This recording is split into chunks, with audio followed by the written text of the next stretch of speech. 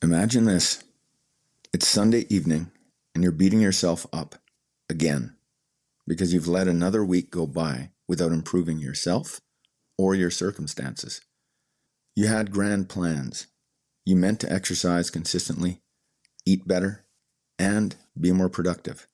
Somehow, none of it happened. That frustrating Sunday evening seems to have become a ritual, hasn't it? The problem isn't a lack of discipline or motivation. It's that you don't have a clear target that being disciplined or motivated can help you realize. You aim to, in quotes, do your best. That best is a meaningless standard that sets you up for all that frustration and failure you're experiencing. Let's sharpen our targeting system right now. Hey there, it's me, Core, and you're listening to Exercising Self-Control from Fitness to Flourishing. We've all heard it. All you can do is your best. Heck, I've even said it myself. But what does it actually mean? Without a concrete definition, your best becomes a moving target that shifts based on your mood, energy, or circumstances. It doesn't mean anything useful. If you don't define what your best is, you haven't got a helpful standard. All you have is a general direction, but no means to guide yourself or judge if you're making progress. By determining what excellence looks like in specific measurable terms, you give yourself an objective standard. Now you know when you're actually doing your best. This gives you the plus-minus feedback you can use to improve your level of excellence systematically. Here's how this works across different areas of life. Morning routine. When my alarm chimes in the morning, then I stand up and am out of the bedroom within 59 seconds. In professional life, when I finish a work task, then I update my progress tracker within 2 minutes. In health and wellness, when I'm ready to sit down for a meal, then I turn off the ringer and put my phone in another room. In relationship, when my partner shares something important, then I repeat back what I heard before responding. In learning and growth, when I finish my workday, then I read for 15 minutes before checking social media. Each standard is binary, pass or fail. Did you do it? +1. Did you fail to do it? -1. At the end of the week, you may have +3 and -4, meaning you did it 3 times and you failed to do it 4. Now you have a concrete standard to beat. To implement this into your life, here are 4 steps. Step 1, choose one area. Pick a single area where you want to see improvement. Don't try to overhaul your entire life at once. Success with one standard builds momentum for others. Step 2, craft your intention statement.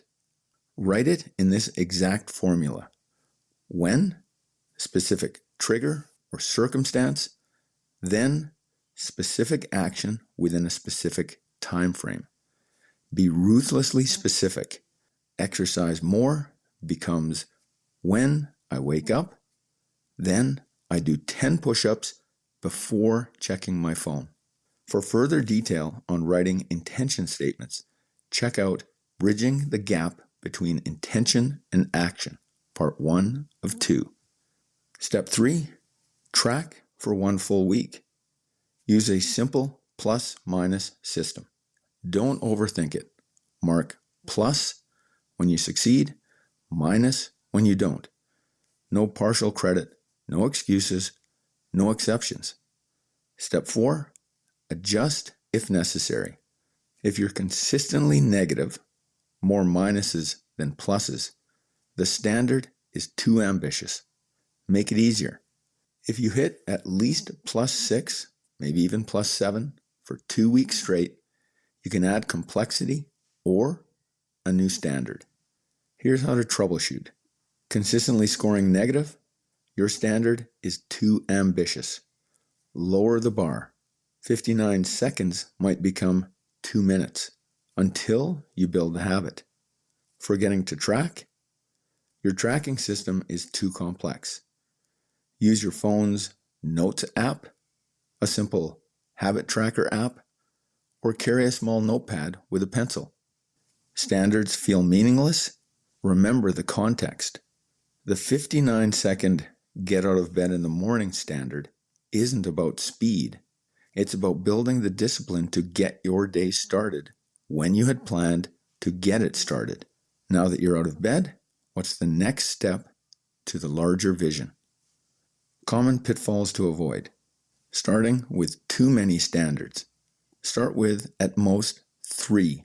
Discover what you are capable of doing first, and then you can expand. Making standards too complex.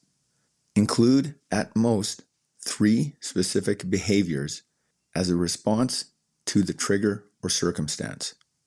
Any more than 3, and it becomes too cumbersome. Keep it simple. Setting unrealistic timeframes. Be honest about what you can actually do consistently. You want to succeed and build in strength. Ignoring your tracking data. If you're not improving after 2 to 3 weeks, adjust the standard.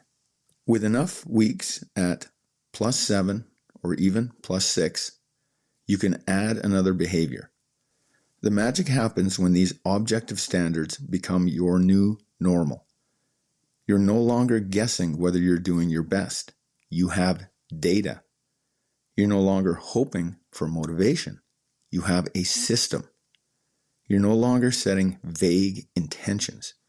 You have measurable excellence. Start today. Choose one area of your life that matters to you. Write your intention statement. Track it for 1 week. Build your first objective standard of excellence. Discover what doing your best actually means when it's defined by your actions, not your feelings. That's it for today. Catch you next time.